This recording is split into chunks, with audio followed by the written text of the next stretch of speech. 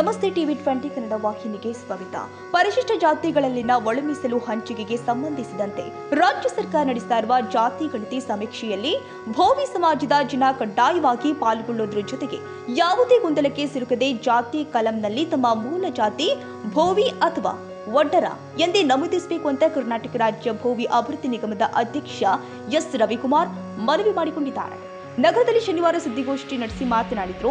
ರಾಜ್ಯದಾದ್ಯಂತ ಸಮೀಕ್ಷೆ ಕಾರ್ಯವು ಮೇ 5ರಿಂದಲೇ ಪ್ರಾರಂಭಗೊಂಡಿದೆ. ಅಂತೆಯೇ ಜಿಲ್ಲೆಯಲ್ಲೂ ಕೂಡ ಸಮೀಕ್ಷೆಗೆ ನಿಯೋಜಿತಗೊಂಡ ಸಿಬ್ಬಂದಿ ಮನೆ ಮನೆಗೆ ಬರ್ತಾ ಇದ್ದಾರೆ.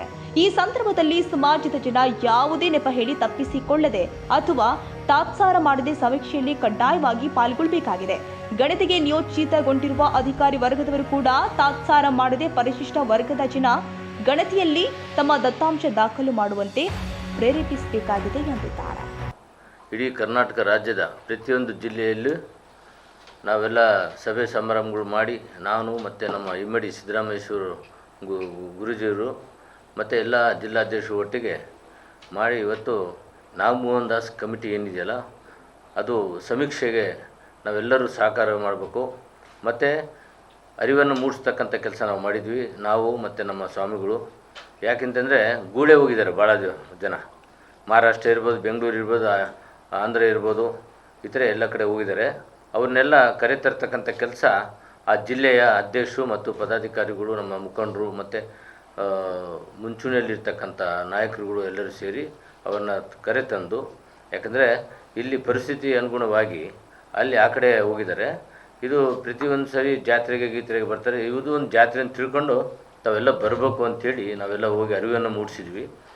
ಇವತ್ತು ಸರ್ವೆ ಕಾರ್ಯಕ್ರಮ ಸಮೀಕ್ಷೆ ನಡೀತಾ ಇದೆಯಲ್ಲ, ಅದರಲ್ಲಿ BHOVI ಬೋವಿ ಅಂತಂದರೆ ಅದು ಬಿಟ್ಟರೆ ಒಡ್ಡರ್ ಅಂತ ನಾವು ಅವ್ರಿಗೆ ಹೇಳಿದ್ವಿ, ಬೋವಿ ಒಡ್ಡರು ಸೇರಿಸಿ ಅಂತ. ಬಟ್ ಅದೆಲ್ಲ ಪ್ರೋಸೆಸ್ಸು ಕಾನೂನು ರೀತಿಯಲ್ಲಿ ಆಗಿದೆ. ಅದಕ್ಕೋಸ್ಕರ ಬೋವಿ ಅಥವಾ ಒಡ್ಡರ್ ಅಂಥೇಳಿ ನಮ್ಮ ರಾಜ್ಯ ಇರ್ಬೋದು, ಜಿಲ್ಲೆ ಇರ್ಬೋದು, ತಾಲೂಕು ಇರ್ಬೋದು, ಎಲ್ಲ ನಮ್ಮ ಸಮಾಜದ ಮುಖಂಡರುಗಳಿಗೆ ಮತ್ತು ನಮ್ಮ ಸಮಾಜ ಬಾಂಧವರಿಗೆ ಮನವಿ ಮಾಡ್ಕೊತೀನಿ.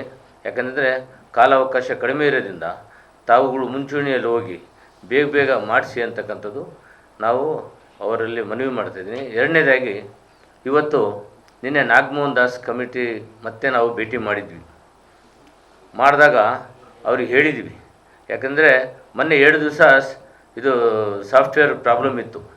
ಯಾಕಂದರೆ ಕಾಲಾವಕಾಶ ಕಡಿಮೆ ಇರೋದ್ರಿಂದ ಇನ್ನೂ ಕೂಡ ಹೆಚ್ಚಾಗಬೇಕು ಅಂತ. ಅದಕ್ಕೆ ಅವರು ನೋಡ್ತೀವಿ, ಈಗ ಏನಾಗುತ್ತೆ ನೋಡಿಕೊಂಡು ನಾವು ಮುಂದುವರಿಸ್ತೀವಿ ಅಂತಕ್ಕಂಥದ್ದು ಏನು ಗ್ಯಾರಂಟಿ ಭರವಸೆ ಕೊಟ್ಟಿಲ್ಲ. ಅದಕ್ಕೆ ನಮ್ಮಲ್ಲಿ ತಾಲೂಕು ಅಧ್ಯಕ್ಷರುಗಳು ಇರ್ಬೋದು, ಸಮಾಜದವರು ಇರ್ಬೋದು, ಎಲ್ಲರೂ ಕೂಡ ಮನವಿ ಮಾಡೋದೇನೆಂದರೆ ತಮ್ಮ ಮುಖಾಂತರವಾಗಿ BHOVI